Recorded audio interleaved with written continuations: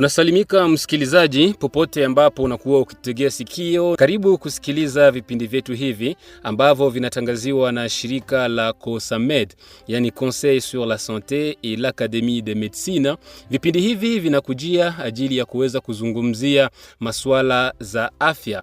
Ukiwa unatusikiliza, karibu sana kuweza kufuata kipindi hiki. Mara tena hii leo tunakujia na mada nyingine inayolenga afya, na hii leo tunazungumza zidi ya maradhi ya Mpox. Ni kwamba maradhi hiyo ya Mpox inasikika na fasi nyingi sana, na watu wanakuwa wahanga wakubwa kama vile watoto. Tutaweza kuzungumza na raia kuweza kuwauliza ni jinsi gani wanafahamu hiyo Mpox. Mpox ni nini, jinsi gani inakuwa ikijitokeza. Mtangazaji ni mimi Jovial Eliezer kwa niaba ya shirika la COSAMED. Karibu.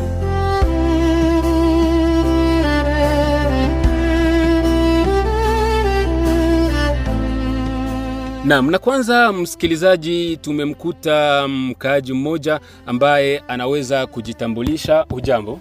Ujambo mwenyekiti.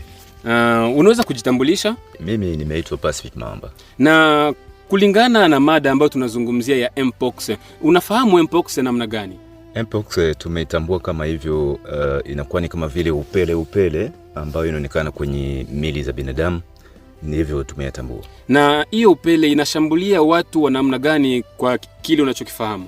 Kweli inashambulia aina yote ya watu, watoto hata kama wakubwa, wanawake na wanaume wanashambuliwa na maradhi hiyo ya Mpox. Na unadhani kwamba ni hatari kwa watu ndani ya jamii? Inakuwa ni hatari sababu gani? Inakuwa yenye kuambukiana.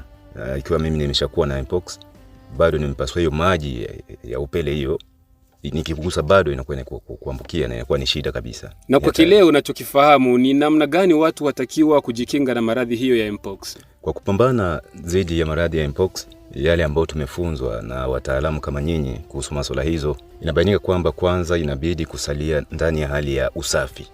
Kunawa mwili, kuosha mkono na kuchukua na sehemu, yani meta hata moja hivi kama unakutana huyo ambaye amekutana na maradhi hiyo ya Mpox. Na moja kwa moja kweli kusukua mikono kila dakika hivi inasaidia kwamba moja kwa moja mtu aweze kupambana dhidi ya maradhi kama na hiyo. Na upande mwingine tunaye mwingine mwalikwa humu studioni. Hujambo, karibu, unaweza kujitambulisha? Asante sana kwa aliko, naitwa kwa jina la Mikael Fungulo. Na kwako pia ni kipi unachokifahamu kuhusu maradhi ya Mpox? Asante sana. Kuhusu Mpox inakuwa ni ugonjwa hatari sana. Inakuwa ni zoonose, yani ni ugonjwa ambayo inatoka kwa wanyama, inaambukia kwa binadamu, na pia inaweza kutoka kwa binadamu kuambukia kwa mwanadamu mwingine. Lakini kwa ujumla Mpox inakuwa ni ugonjwa yenye iko d'origine animal. Ni kusema kwamba inatoka kwenye wanyama, inaingia kwa binadamu, na pia kama mwanadamu aishaambukizwa na ile ugonjwa wala alishakuwa nayo, iko na posibilite ya kuambukizia mwanadamu mwingine. Na ni namna gani ugonjwa ile inakuwa ikijimanifeste kwa watu? Ndio, kuhusu Mpox iko na alama nyingi za kujimanifeste. Na kwanza mtu mwenye iko na Mpox, kichwa yake inakuwa kiko na luma sana mara kwa mara, anakuwa kiko nasikia kichwa inaluma. Apare ile mwili inakuwa kinachoka, unasikia sasa vile mwili yote inapondekana sana, yani mwili inakuwa kinachoka sana, unakuwa sasa vile mwenye ulitumika sana, hata kama ukutumika mwili inakuwa tu inachoka na inapondekana sana. Apare ile Mpox inakuwa aussi inaletaka mabuto. Nile mabuto wakati ishakuwa kumwili, sio kama maupele ya kawaida, inakuwa kama maupele ya kabambi, inaota kwenye mwili yote na inakuwa kiko natosha majimaji wakati iko kumwili. Hivi ndio inakuwa kiko najimanifeste. Na ni watu wa aina gani ambao wanakuwa wahanga wa hiyo Mpox? Kwa kweli Mpox haichagui aseme tranche d'âge fulani. Ni ugonjwa yenye inaweza kukamata watu yote, inaweza kamata batoto bakubwa, yani ni ugonjwa yenye inaatakia watu yote ndani ya community. Haichague swate maskini wala tajiri, ni ugonjwa yenye inaatakia watu yote benye banajiexpose kwayo. Na tukizungumza sasa zidi ya lutte contre mpox, ni attitude gani ama tabia gani wakaaji wanatakiwa kuishi ili kujilinda na mpox? Ndiyo, sasa tulisema mpox inakuwa ni zoonose, yani ni ugonjwa ambao unatoka kwa wanyama, inaambukia kwa binadamu, na jinsi ya kujichunga, kunakuwa njia nyingi za kujichunga. Na mara ya kwanza ni kuepuka kwanza kukula nyama zenye zilijikufisha, sababu ile ugonjwa unatoka zaidi na zaidi kuzile nyama zenye zinajikufisha. Unaona ulikuwa na kuku kunyumba inakufa, hapana kuikula ile nyama, ni kuitupa, kwa sababu ikikula inaweza kuwa na riski ya kukuletea ugonjwa. Apare ile, na wakati batu banauza nyama, mama unaenda kusoko unauza nyama, hakikisha kwamba ile nyama unaipiga mzuri, inatokota, inaivya sana, sababu wakati unaipiga inaivya sana, hapo utakuwa umejikinga na unakinga jamaa lako na ile ugonjwa. Mbali na hiyo, sababu tulisema kwamba inaambukia kutoka wanyama kwenda kwa binadamu, na inaweza pia kuambukia kwa mwanadamu na mwanadamu mwingine. C'est fort possible que ile ugonjwa inaweza ambukia hata kupitia njia ya mkono.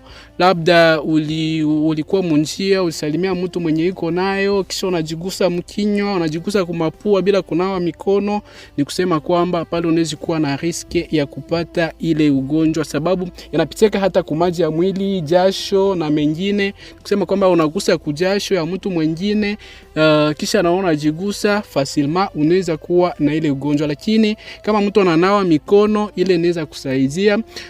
Apare ile inaambukia pia kupitia kitendo cha ndoa kenye hakiko protege. Wakati unatembea kimapenzi na mtu mwenye iko na ile ugonjwa na hajiprotege, na hata kama anajiprotege, parce que c'est fort possible que wakati mko na ile kitendo labda kutatoka jasho, ile jasho yako ikitoka kimuingia directement, unaweza kuwa na hatari ya kukumbwa na ile ugonjwa. Tukirudi kwako Bwana Pacific Mahamba, tumeweza kusikiliza ni namna gani watu watakiwa kujikinga na maradhi hiyo ya mpox. Wamezungumzia kula nyama. Je, inawezekana kutupa nyama ambayo imejikufia kabisa?